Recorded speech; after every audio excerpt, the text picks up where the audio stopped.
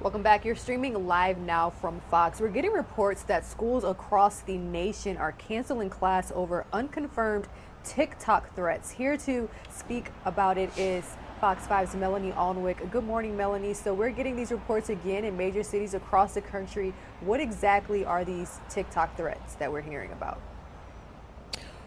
So on TikTok, the concern was a viral message. If you may remember early in the school year, there were challenges, monthly challenges, that were causing some problems for the school systems. Well, apparently December's challenge started with skip school on December 17th, and somehow it morphed into making a school threat. School shooting and bomb threats for every school in the USA, even elementary, on Friday, December 17th. So that was the TikTok quote unquote challenge that was going around. And that is what really had schools and law enforcement officials on alert. So when we're talking about around the country, law enforcement did investigate this. We have some information that it might have originated in Arizona. TikTok says it takes these posts with the utmost seriousness and was working with law enforcement.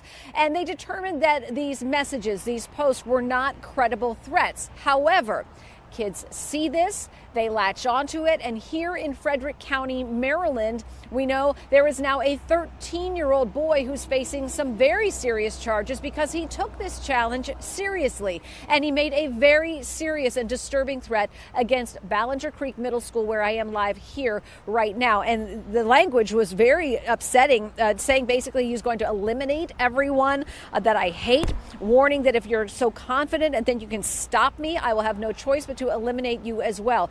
Very frightening language, and you can understand it took overnight and into today for the sheriff's office here, sheriff's detectives, to investigate this, find out it was this 13-year-old student, and that student now facing charges at a minimum of making threats of a mass attack. Wow. But when you hear that language, you know why parents, many of them, were afraid to send their children to school today.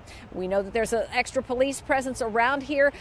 Police are also just reminding parents to talk to their kids. Don't do this. Don't take these challenges. You can get into some serious trouble. Absolutely. Very frightening stuff. Now, I'm just reading a tweet from TikTok. You briefly mentioned how TikTok said that they have not found any evidence of such threats originating or spreading on the app. So my question to you is, when will students begin to return to school if in fact this investigation found that threats are not credible? Well, so the school system itself did not shut down, even though many parents were calling for them to do so out of fear. We had a case in Virginia last week where there was a threat, and the school system did choose to shut down just for the day. So it is a case-by-case basis. But the sheriff's office and even the school system said if parents don't feel comfortable, they understand. It also caused, from what I understand, a lot of stress among the teachers, thinking that what am I walking into today?